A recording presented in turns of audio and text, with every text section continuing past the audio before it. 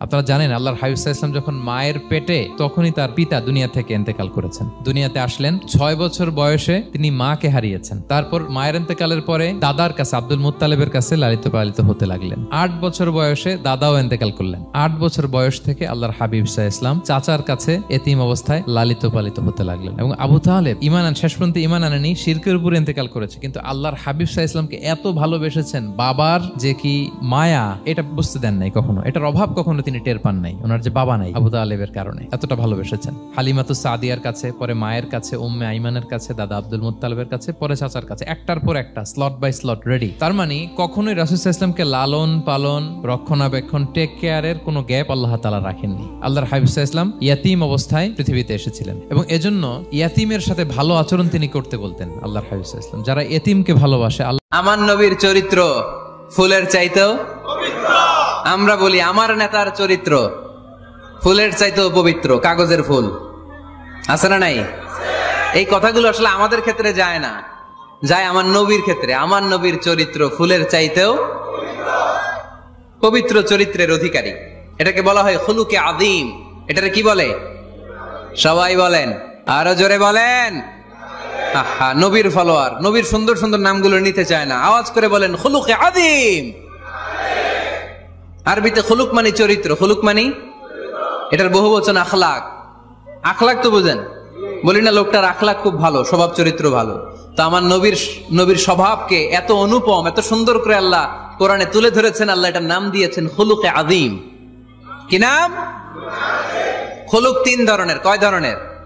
খুলুকে হাসান, খুলুকে কারীম, খুলুকে আযীম। I repeat, খুলুকে Hasan, খুলুকে কারীম, খুলুকে আযীম। আবার বলি, খুলুকে হাসান, খুলুকে কারীম, খুলুকে আযীম। খুলুকে হাসান মানে সমান সমান, উনিও ধমক দিছে আমিও ধমক দিছি, এটা খুলুকে হাসান। আমি তো খারাপ কিছু করি নাই, আমি অতিরিক্ত জুলুম করছি নাকি ওনার উপরে? উনিও ধমক আমিও ধমক, সমান সমান, এটা খুলুকে হাসান। নবীর এটা ছিল না। আরেকটা হচ্ছে খুলুকে কারীম, উনি ধমক দিছে আমি ধমক দেই নাই, আমি সহ্য করে নিয়েছি, এটা খুলুকে কারীম।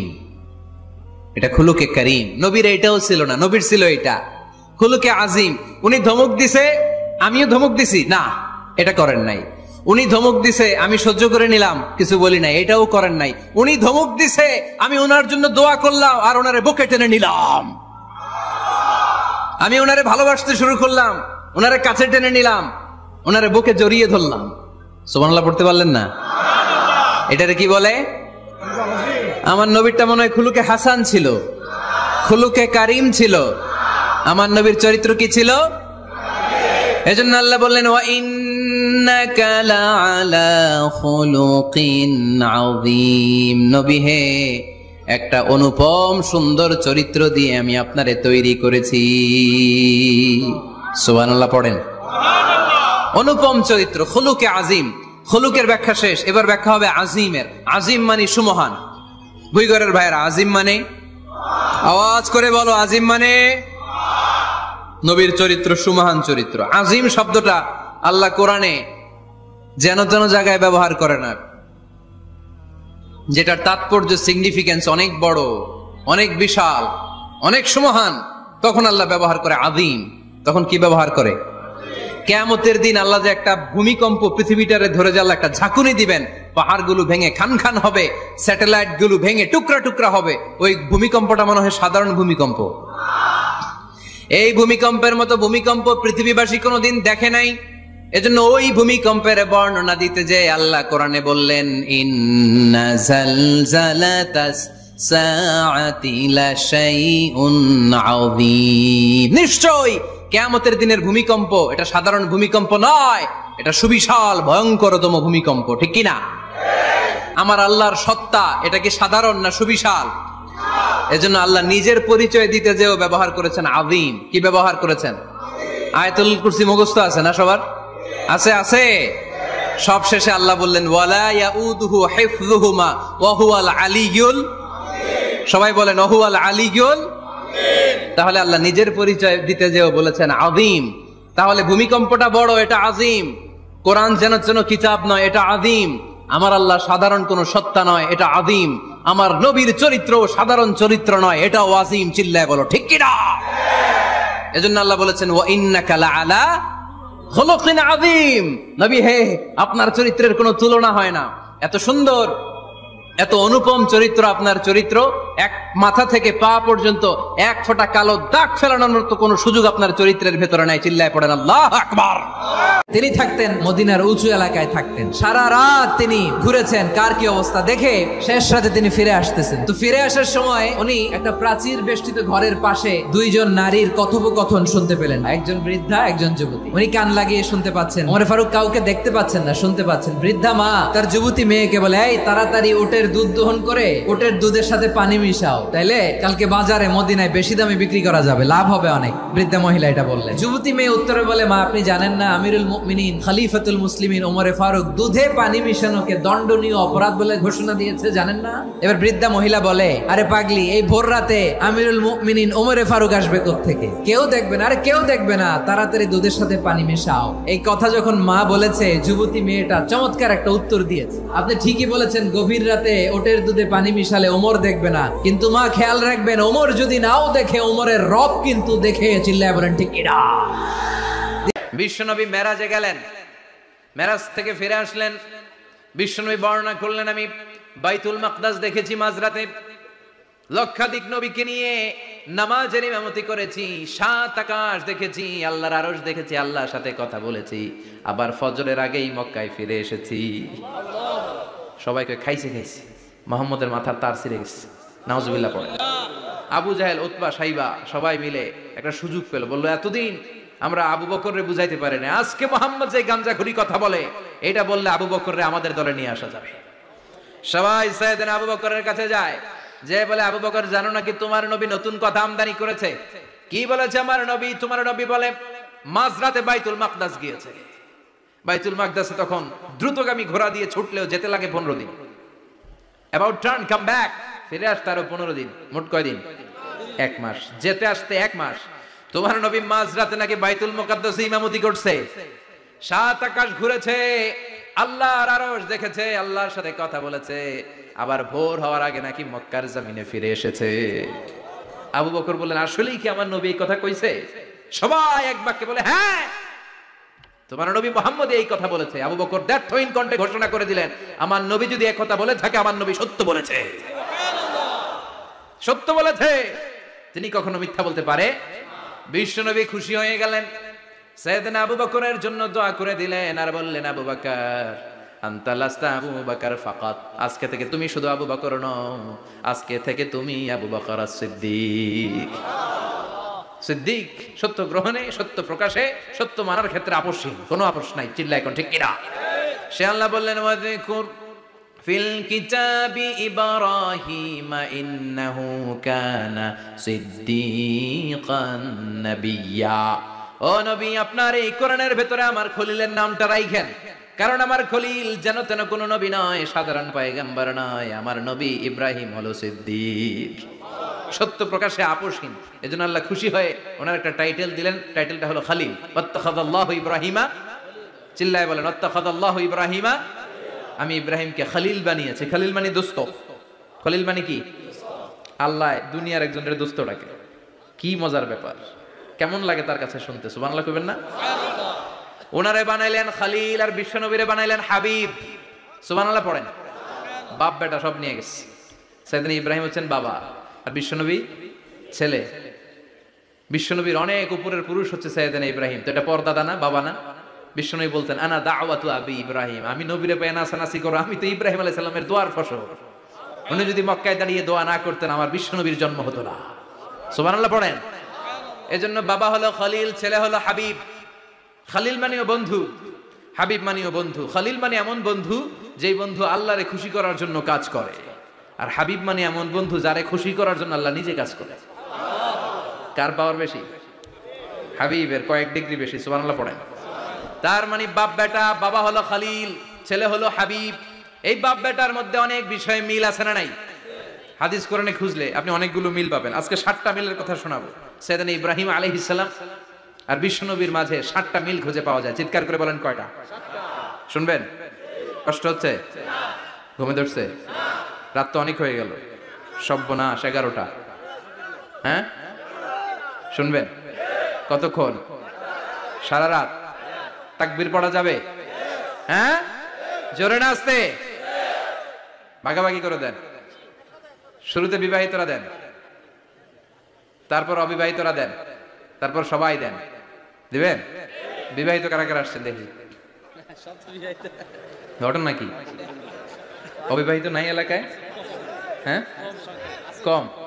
মাশাআল্লাহ, তো বরকতের এলাকা। আলহামদুলিল্লাহ। দেখি অবিবাহিত কারা কারা আসছে? ওমা, এগুলো এলো কই থেকে আবার? দুই হাত করে তুলছে না? এক হাত, এক হাত। ঠিক আছে, মাশাআল্লাহ। শুরুতে বিবাহিতরা দেন, এরপর অবিবাহিতরা দেন। শুরুতে বিবাহিতরা রেডি হন। আমি লিল্লাহি তাকবীর বলে আল্লাহু আকবার। গলা ধার দিতেছে অনেকে। বিবাহিতরা রেডি? দেখবো কাদের পারফরমেন্স কেমন হয়। বিবাহিতরা পড়েন লিল্লাহি তাকবীর। অনেক আওয়াজ, সংখ্যায় বেশি এরা। এবার অবিবাহিতদের পালা। হ্যাঁ, অবিবাহিতরা রেডি? দেখি কি অবস্থা। এবার অবিবাহিতরা দাও লিল্লাহি তাকবীর। মিলে তিনটা পড়েন লিল্লাহি তাকবীর, লিল্লাহি তাকবীর, লিল্লাহি তাকবীর। ঘুমটুম আছে না গেছে? বাপ বেটার মধ্যে কয়টা মিল? চিল্লায় বলতে হবে কয়টা? এক নাম্বার মিল হচ্ছে ফেস কাটিং এ মিল।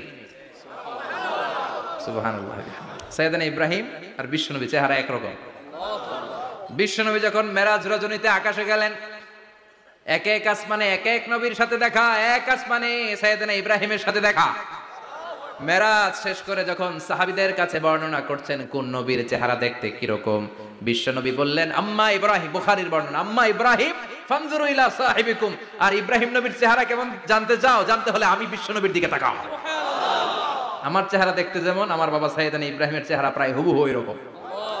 তার মানে এক নম্বরে কোন দিকে মিল? চেহারাতে মিল, ফেস কাটিং এ মিল। চিল্লায় কোন ঠিক কিনা? দুই নম্বরে উসওয়ায়ে হাসানা। দুই নবীর ক্ষেত্রে উসওয়ায়ে হাসানা শব্দ কোরআনে ব্যবহার করেছে কে? লাকাদ কানা লাকুম ফি রাসূলিল্লাহি উসওয়াতুন হাসানা। তোমাদের জন্য বিশ্ব নবীর জীবনীর ভেতরে উত্তম আদর্শ আছে না নাই? আবার ইব্রাহিমের ক্ষেত্রে বললেন কদ কানাত লাকুম উসওয়াতুন হাসানাতুন ফি ইব্রাহিম। বিশ্বনবীর জীবনীতে যেমনি তোমাদের জন্য আদর্শ, সাইয়েদনা ইব্রাহিমের জীবনীতেও সুবহানাল্লাহ পড়েন। তার মানে বিশ্বনবীও মডেল, সাইয়েদনা ইব্রাহিমও মডেল। নাকি শাহরুখ খান আমাদের মডেল? ইমরান খান, জর্দা খান, কেউ আমাদের মডেল? নায়ক নায়িকা, গায়ক গায়িকা, ক্রিকেটার, সেলিব্রিটি, ডান্সার একটাও আমাদের মডেল হতে পারে? কোন কবিরা আমাদের মডেল? আমাদের মডেল হলো নবীরা। চিল্লায় বলেন ঠিক কিনা? কবিরা এক একজন এক এক দিকে যায়, এক একজন এক এক কথা বলে। আউলা ঝাউলা চুল নিয়ে চলে, যার মাথা দিয়ে যেটা বেরোয় সেটা বলে। কিন্তু একজন নবী যেটা বলে অন্য নবী বিপরীত বলে না। কারণ কবিরা কথা বলে তাদের মন মস্তিষ্ক প্রসূত কথা থেকে, আর সব নবীদের কথা আসে একটা হেডকোয়ার্টার থেকে। হেডকোয়ার্টারটা কার? কোন নবী বলছে আল্লাহ একজন, আরেক নবী বলছে না দুইজন হতে পারে। কোন নবী বলেছে আখেরাত আছে, আরেক নবী আয়েশা বলছেন নাও থাকতে পারে। এরকম কইছে? কারণ কবিদের মতো ওনারা মাথায় যা আসে পাগলের মতো তাই বলে না। তাদের মাথায় কথা আসে একটা হেডকোয়ার্টার থেকে। চিল্লায় বলেন হেডকোয়ার্টারটা কার? আল্লাহ বলেন উসওয়ায়ে হাসানা। বিশ্বনবী তোমাদের জন্য আদর্শ, সাইয়েদনা ইব্রাহিম আদর্শ। তার মানে আদর্শিক দিক থেকে দুই নবীর মিল আছে না নাই? তিন নাম্বার, দুইজন নবী উলুল আজমি মিনার রাসূল। এই পৃথিবীতে পাঁচজন নবীকে আল্লাহ শ্রেষ্ঠ নবী বলেছেন। নূহ আলাইহিস সালাম, ইব্রাহিম আলাইহিস সালাম, মূসা আলাইহিস সালাম, ঈসা আলাইহিস সালাম, বিশ্বনবী মুহাম্মদ রাসূলুল্লাহ সাল্লাল্লাহু আলাইহি ওয়াসাল্লাম। এই পাঁচজনের ভিতরে বাপ বেটা আছে না নাই? কথা কর। চার নাম্বার মিল হলো বাপ বেটা দুইজনই কাবা বানিয়েছে। আল্লাহু আকবার। সাইয়েদনা ইব্রাহিম বানিয়েছে বয়স্ক অবস্থায়, বিশ্বনবী বানিয়েছেন শৈশবকালে। পড়েন সুবহানাল্লাহ। বিশ্বনবীর বয়স মাত্র 10 বছর। কয় বছর? 10 বছর বয়স আমরা লুঙ্গিও পড়তাম না। কথা কন। ছোট বাচ্চারা অনেক সময় এই বয়সে লুঙ্গি খুলে ফেলায় না? গরমকাল আসলে লুঙ্গিগুলা সব খালের সামনে থুইয়া ডুবায়, চোখগুলা লাল করে এরপরে বাইরে আছে না নাই? কিন্তু বিশ্বনবী লুঙ্গি খোলেন না, লুঙ্গি পড়ে থাকে।